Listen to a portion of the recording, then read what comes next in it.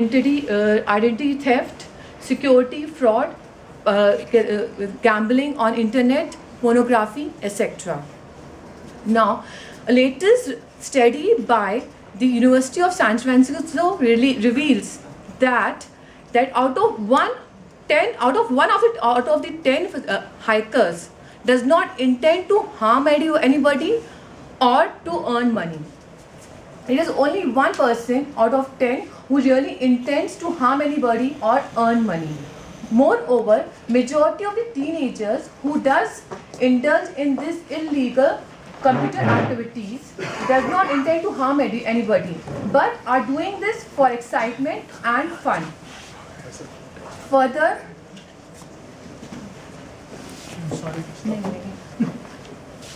Further, 90% of the cyber crime stays unreported. So it is really necessary that we should have the proper knowledge of cyber crime and cyber law. Cyber law covers all the legal issues relating to internet, be it internet usage or access, jurisdiction point, freedom of speech and expression, etc. Now, without taking much time, I would like a learned, distinguished guest to tell us about these things and how to restrict this cyber crime. Thank you so much. Thank you. Because according to me, we all think it's good to speak about cyberspace and cyber law and cyber crime, and it's very modern and it's very, but when it comes to our own lives, we are all quite conservative, to say so.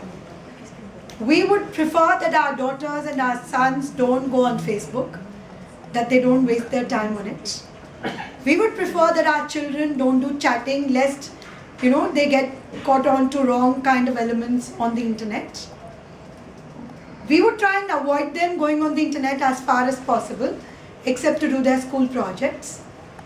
And this is a dichotomy which we face. On the one hand, as a professional, I think that the internet is really helping our lives a lot. It helps us win our cases, it helps us taking out information. For example, 15 years ago when I had to do research, we would all go back to the red-colored Supreme Court digests, or dig out books from libraries for IPR cases. We don't need to do that any longer. So the internet has a large number of positives on the one hand, but it also has a large number of negatives. Maybe. And while not overlooking the positive, we have to make sure that the negative doesn't overwhelm us, right? And therefore I feel internet is an angel and a witch, as I say. So we all should know how to balance our lives. As she just mentioned, at the end of the day, personal communication is the best form of communication. I'm sure you may be getting in touch with 200 people of your school or your college, but the one or two that matter are always in touch with you, right? So you never lose your old friends who are very, very close to you. We should all balance the amount of time we spend on the internet to make sure that it doesn't take over our lives. We should use it the way we want to, but we should make sure that it doesn't take over our lives.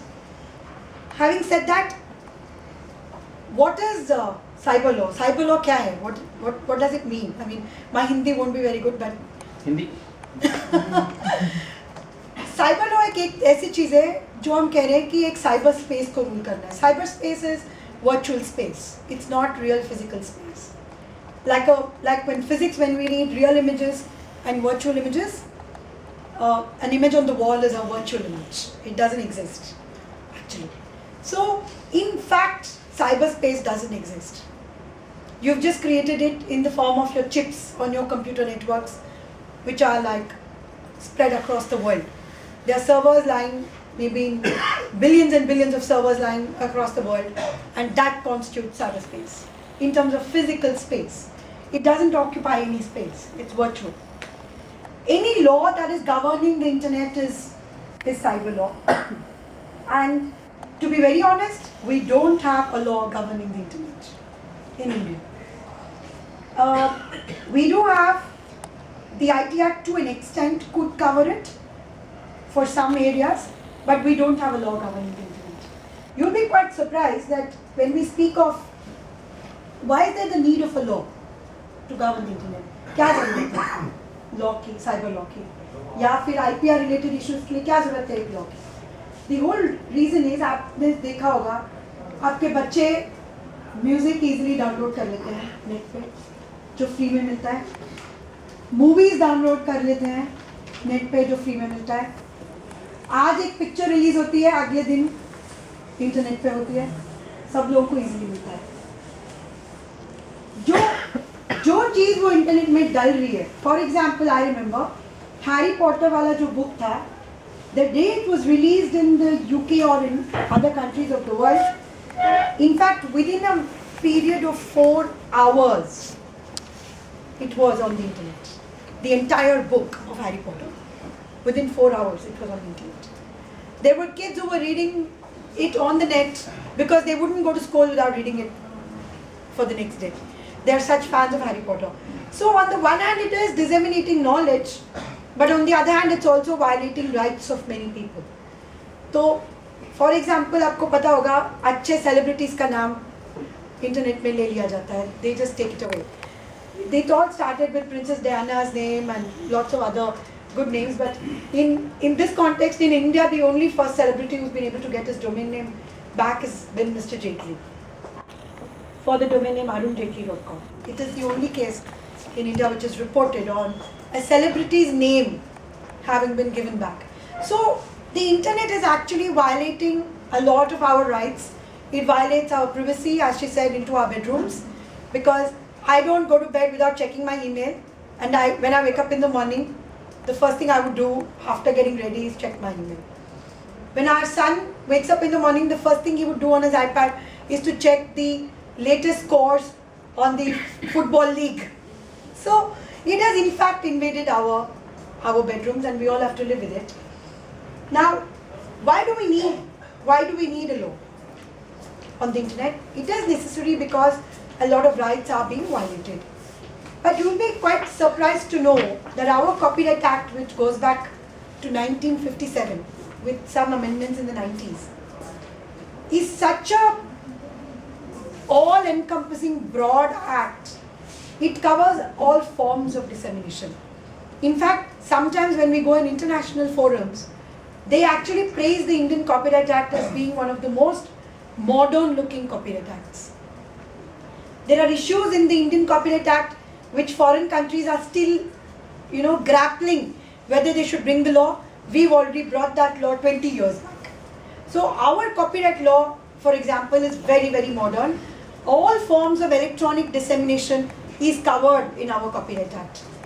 If you get a chance to see it, you'll find that communication to public would be communication through any medium. It could be internet, it could be hard copy, it could be by pamphlets, by printed material, by email, anything. It is the definition is so wide and so broad.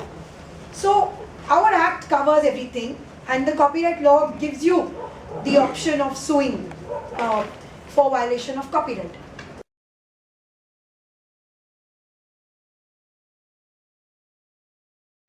I'll request Rekha Agarwal ji to kindly welcome Mohit Mathur ji.